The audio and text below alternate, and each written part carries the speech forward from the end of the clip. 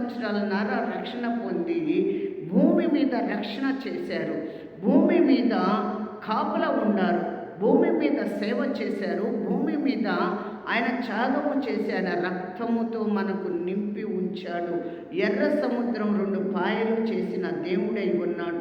సముద్రాలు, నదులు, కాలువలు ఎన్ని కూడా తీసుకురావాలి అంటే దేవుడి చిత్తము లేనిది ఇవన్నీ వేరుపడలేదు. కానీ ఆయన చిత్తం అయితేనే భూమిలో నుంచి నీరు వస్తుంది. ఆయన చిత్తం అయితేనే ఆకాశంలో నుంచి నీరు వస్తుంది. ఆయన చిత్తం అయితేనే భూమి పండుతుంది. ఆయన చిత్తం వల్ల మనం నడుస్తున్నాము.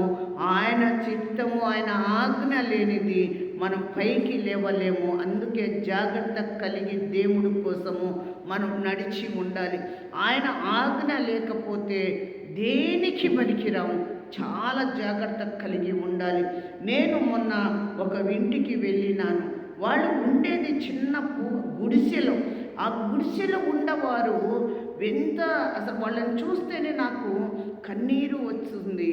వాళ్ళ ఇబ్బంది, ఆ బాబు అసలు ఎట్లా అని నాకు ఒక వేదన, నా మనసులో వేదన, దుఃఖము నా మనసులో పెట్టుకొని నేను దేవుణ్ణి చెప్తా ఉన్నాను. ఈ వేదన, ఈ దుఃఖము ఆయనకు ప్రేమించిన భార్య బిడ్డలు, అయ్యా నీ చిత్తంలోనే నువ్వే నాయనా వాళ్ళకు దారి చూపెట్టాలి. నువ్వే ఆహారముగా ఉండాలి. నువ్వే బంధువుగా ఉండాలి. నువ్వే స్నేహితుడిగా ఉండాలి. నువ్వే భగవంతుడిగా వాళ్ళకు ఉండాలని ప్రార్థిస్తుంటే నా కళ్ళ మట్టి చాలా దుఃఖము కలిగింది. కానీ ఆ బిడ్డల్ని చూస్తుంటే నాకు చాలా బాధగా కూడా ఉంది. కానీ పెంచేవాడు, పోషించేవాడు, నడిపించేవాడు దేవుడు ఒకడు ఉన్నాడు అని నేను ధైర్యపరుచుకున్నాను.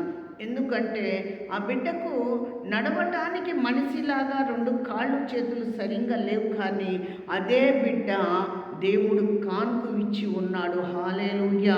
ఆ కానుకని 100 వేయింతలుగా ఆ బిడ్డకు, ఆయనకు ఇచ్చిన బిడ్డల్ని కూడా చాలా వరకు ఆయన పరలోకానికి కూడా వెళ్ళిన ఆ బిడ్డలకు కొలత లేకుండా జరగాలని నేను ప్రార్థిస్తున్నాను. ఎందుకంటే దేవుడు ఏ స్థితిలో దేవుడు ఆయనకు ఉంచాడో మనం చాలా జాగ్రత్త పడి